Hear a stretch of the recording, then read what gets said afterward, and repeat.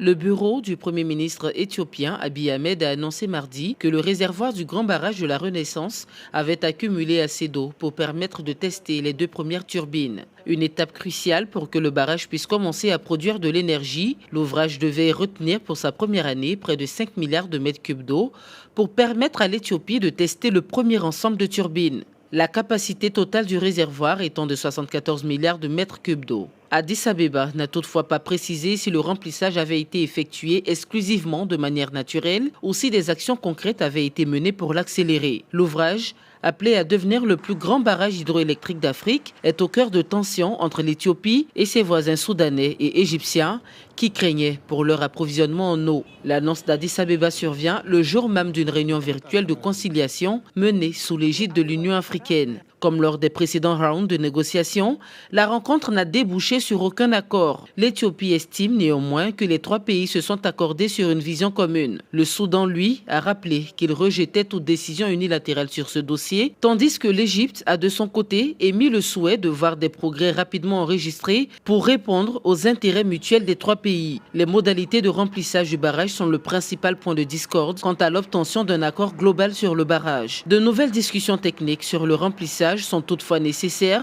avant qu'un tel accord puisse être trouvé.